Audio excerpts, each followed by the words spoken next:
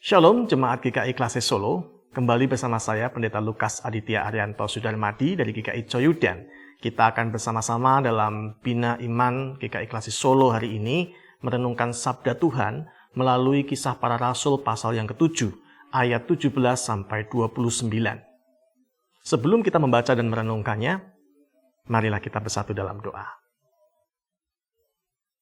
Bapa yang penuh kasih, kami sungguh bersyukur buat segala kemurahan-Mu yang terus memelihara kehidupan kami di tengah-tengah masa-masa yang sulit ini, namun kami tetap boleh melihat penyertaan Tuhan dalam kehidupan kami. Sehingga ada banyak hal yang sudah kami lalui, dan ada banyak hal yang akan kami lalui bersama-sama dengan Tuhan, Sang Sumber Kekuatan dan Sumber Kehidupan kami. Karena itu kami mau serahkan seluruh perenungan kami saat ini, biarlah firman-Mu Tuhan yang akan terus memperlengkapi kami, mengisi kehidupan kami, meneguhkan hati kami. Dalam nama Kristus Yesus kami berdoa. Amin. Kisah Para Rasul pasal yang ke-7 ayat 17 sampai 29. Saya bacakan firman Tuhan berbunyi demikian. Tetapi makin dekat genapnya janji yang diberikan Allah kepada Abraham, makin bertambah banyaklah bangsa itu di Mesir, sampai bangkit seorang raja lain memerintah tanah Mesir, seorang yang tidak mengenal Yusuf. Raja itu mempergunakan tipu daya terhadap bangsa kita dan menganiaya nenek moyang kita, serta menyuruh membuang bayi mereka supaya bangsa kita itu jangan berkembang. Pada waktu itulah Musa lahir dan ia elok di mata Allah. 3 bulan lamanya ia diasuh di rumah ayahnya, lalu ia dibuang. Tetapi putri Fir'aun memungutnya dan menyuruh mengasuhnya seperti anaknya sendiri. Dan Musa dididik dalam segala hikmat orang Mesir, dan ia berkuasa dalam perkataan dan perbuatannya. Pada waktu ia berumur 40 tahun, timbullah keinginan dalam hatinya untuk mengunjungi saudara-saudaranya, yaitu orang-orang Israel. Ketika itu ia melihat seorang dianiaya oleh seorang Mesir. Lalu ia menolong dan membela orang itu dengan membunuh orang Mesir itu. Pada sangkanya, saudara-saudaranya akan mengerti bahwa Allah memakai dia untuk menyelamatkan mereka. Tetapi mereka tidak mengerti. Pada keesokan harinya, ia muncul pula ketika 2 orang Israel sedang berkelahi. Lalu ia berusaha mendamaikan mereka, katanya, "Saudara, saudara, bukankah kamu ini bersaudara? Mengapakah kamu saling menganiaya?" Tetapi orang yang berbuat salah kepada temannya itu menolak Musa dan berkata, "Siapakah yang mengangkat engkau menjadi pemimpin dan hakim atas kami? Apakah engkau bermaksud membunuh aku, sama seperti kemarin engkau membunuh orang Mesir itu?" Mendengar perkataan itu, larilah Musa dan hidup sebagai pendatang di tanah Midian. Di situ ia memperanakan 2 orang anak laki-laki. Amin. Sampai di situ pembacaan firman Tuhan. Berbahagia setiap kita yang boleh merenungkannya dan melakukan dalam kehidupan hari lepas hari. Haleluya. Bapak, Ibu, dan saudara yang kasih Tuhan, kisah Musa ini menceritakan bagaimana Musa mengetahui kehidupannya ini dikhususkan oleh Tuhan. Musa yang diselamatkan dari pembunuhan di Mesir ketika bayi-bayi orang-orang Israel dibuang. Ia diselamatkan bukan hanya oleh orang biasa, tetapi dikatakan putri Fir'aun yang menyelamatkan dia. Mengangkat dia menjadi seperti anaknya sendiri. Ia menjadi anak angkat putri Fir'aun. Yang dikatakan dalam firman Tuhan tadi diberi pendidikan yang tentunya terbaik pada masa itu. Karena diperlakukan seperti anaknya sendiri. Nah, itu menunjukkan bahwa Musa memiliki pengetahuan. Bahkan di ayat yang ke-22 dikatakan Musa dalam perkataan dan perbuatannya punya kuasa. Artinya orang-orang itu tunduk juga kepada Musa sebagai anak angkat dari putri Fir'aun. Tetapi apa yang terjadi, saudara? Ketika Musa menyadari bahwa dia pasti akan dipakai Tuhan untuk membebaskan bangsa Israel, untuk menolong umat Israel. Dia berusaha menolong, mendatangi saudara-saudaranya, dan menolong dengan cara dia membunuh orang Mesir yang hendak menganiaya orang Israel itu. Tetapi usahanya ini, saudara, bukan menjadi suatu hal yang baik ternyata. Apa yang dilakukan Musa tidak diterima oleh saudaranya itu. Sehingga justru Musa yang berusaha menolong itu ditolak. Siapa kamu? Bukan pemimpin, bukan hakim kami. Siapa yang ngangkat kamu, kata mereka. Dan karena ketahuan bahwa Musa membunuh seorang Mesir, itu mendorong Musa kemudian melarikan diri, meninggalkan semua kekuasaan, semua pengaruhnya di Mesir. Jadi apa dia? Jadi seorang pelarian di tanah Midian. Dari seorang yang punya kuasa, tiba-tiba berubah hanya menjadi seorang penggembala ternak bagi mertuanya. Saudaraku yang dikasihi Tuhan, ketika kita melihat kisah ini, apa yang kita ketahui? Betapa Musa jatuh dari tingkat yang tinggi sebagai seorang pangeran, seorang anak angkat dari putri Fir'aun. Tiba-tiba menjadi seorang pelarian dan hanya penggembala ternak. Dan menarik, dalam kisah selanjutnya tentunya kita bisa menemukan bahwa Musa ketika ia sudah melupakan panggilannya, ia sudah tidak mengingat-ingat lagi Tuhan akan memakai dia untuk menjadi pemimpin, menjadi penolong bagi bangsa Israel. Dia sudah nyaman dengan kehidupannya sebagai penggembala ternak dari mertuanya. Tiba-tiba panggilan Tuhan datang kepadanya.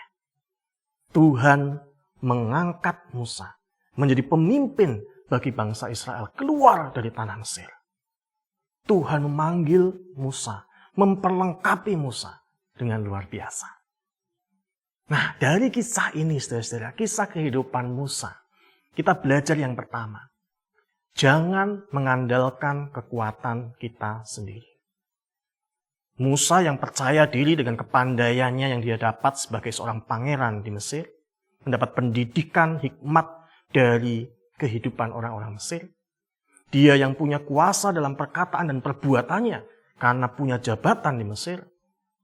Tetapi ternyata ketika dia berusaha dengan kekuatannya sendiri, dia ditolak. Bahkan kemudian ia harus menyingkir, meninggalkan semuanya. Demikian dalam kehidupan kita sebagai umat Tuhan. Kita punya misi Allah untuk memelihara dunia yang Tuhan sudah ciptakan, yang Tuhan percayakan kepada saudara dan saya. Dan sama seperti Musa, kita mesti menyadari bahwa misi Allah untuk memelihara dunia ini tidak akan bisa kita lakukan dengan mengandalkan kekuatan kita sendiri. Tidak mungkin misi Allah dikerjakan dengan kekuatan manusia. Nggak bisa, nggak akan sanggup. Bahkan ketika kita menggunakan hikmat dunia, seringkali justru pengaruh-pengaruh dunia itu yang tanpa sadar kita bawa masuk, mempengaruhi kehidupan pelayanan gereja. Memang ilmu pengetahuan, ya, ekonomi, hukum, teknologi, psikologi, bahkan teologi, mestinya bisa mendukung pelayanan gereja, mengerjakan misi Tuhan. Tetapi seringkali tanpa sadar, justru akhirnya mengubah dan menggantikannya. Karena di sana ada ego manusia yang merasa mampu untuk mengatur, baik itu secara ekonomi, hukum, teknologi, psikologi, dan bahkan teologi.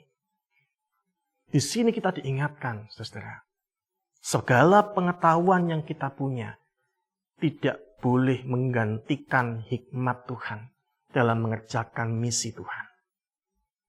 Prinsip pelayanan yang diajarkan adalah kehendak Tuhan sebagai yang utama, lebih dari ego kita, lebih dari kemampuan, kepandaian, kekuatan kita.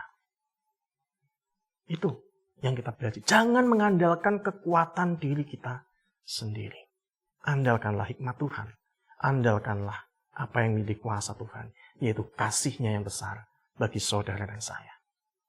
Yang kedua, kita diajarkan untuk percaya dan hidupi rancangan Tuhan. Percaya bahwa ada waktu Tuhan, jangan mendahului waktu Tuhan. Musa merasa dirinya sudah cukup mapan, usia 40 tahun, punya kuasa, punya kepandaian, punya kemampuan, maka dia berusaha untuk membebaskan bangsa Israel dengan kekuatannya sendiri. Padahal Tuhan belum memanggil dia. Tuhan belum memperlengkapi dia. Tetapi Musa maju. Hasilnya, Musa ditolak dan tersingkir. Tetapi ketika Tuhan mempersiapkan Musa, walaupun terkesan mundur dari seorang pangeran menjadi seorang penggembala, dari seorang yang punya pengaruh menjadi orang biasa, tetapi disitulah Musa dibentuk Tuhan dengan luar biasa, menjadi seorang yang memiliki hati seorang penggembala, hati yang menghamba, hati yang setia dan mau mengandalkan Tuhan. Itulah yang Tuhan bentuk dalam diri Musa. Karena itu sebagai umat Tuhan, dalam menjalankan misi Tuhan melalui gereja, baiklah kita belajar untuk melakukan pelayanan dalam gereja, pelayanan misi Allah dengan kuasa kasih Tuhan. Bukan dengan kita merasa kita sanggup karena punya mungkin pengaruh, punya kepandaian, tetapi bagaimana kita memiliki Tuhan yang perlu dan harus kita tunduk dan taat kepadanya. Kepandaian, kekuatan, kekuasaan yang diutamakan hanya menimbulkan perbantahan dan kejahatan. Belajarlah rendah hati, tunduk pada kehendak Tuhan dalam setiap pelayanan. Bukankah di dalam Kristus Yesus kita belajar untuk melihat bagaimana Kristus pun punya kuasa, punya kepandaian, punya kemampuan untuk melakukan banyak hal yang luar biasa. Tetapi Kristus memilih untuk tetap tunduk pada kehendak Bapanya.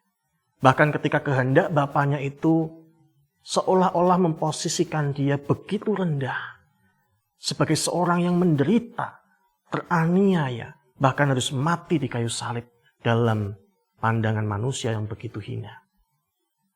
Tetapi kita melihat keteladanan Kristus akan ketertundukan dan kasihnya yang besar, taat pada kehendak Bapa inilah yang membawa dia diangkat jauh lebih tinggi dari semua orang. Disinilah kita melihat bagaimana karya agung Kristus boleh kita rasakan karena ia bersedia untuk dibentuk oleh Bapanya dan berkarya bagi Bapanya. Bagaimana dengan saudara dan saya? Apakah saudara bersedia untuk dibentuk Tuhan? Mungkin saat ini saudara merasa kondisinya sedang mundur. Kehidupan kami seolah-olah tidak sebaik dulu. Tetapi mungkin inilah waktunya Tuhan membentuk saudara dan saya. Kembali dibentuk, disegarkan. Supaya kita boleh memiliki hati seperti Kristus. Yaitu memilih untuk tunduk pada kehendak Bapa. Tidak mengandalkan kekuatan kita sendiri, kemampuan kita sendiri. Tetapi bersedia diperlengkapi untuk melakukan apa yang Dia kehendaki. Biarlah kasih Kristus menjadi kekuatan saudara dan saya. Biarlah kuasa Tuhan Yesus yang mengisi kehidupan saudara dan saya. Demikian Tuhan memperlengkapi saudara dan saya. Amin. Kiranya Tuhan menolong kita semua. Mari kita berdoa. Bapa yang penuh kasih, kami sungguh bersyukur buat segala kemurahan-Mu yang boleh mengingatkan kepada kami. Jikalau di masa-masa pandemi ini, kami merasa seolah-olah kehidupan kami mundur, tidak sebaik dahulu. Biarlah kami boleh menyadari, inilah saatnya kami kembali diperlengkapi Tuhan untuk suatu rancangan yang lebih baik bagi kehidupan kami. Karena itu Tuhan, mampukan kami memiliki hati yang rela untuk Tuhan bentuk seperti yang Engkau kehendaki. Karena kami tahu ketika kami boleh tunduk dan sedia untuk Tuhan pakai, karya agung Tuhan pun boleh mengalir melalui kehidupan kami. Pakailah kami ya Tuhan, kami siap dibentuk. Dalam nama Kristus Yesus kami berdoa dan kami berserah. Amin. Selamat menjalani hari ini. Tuhan Yesus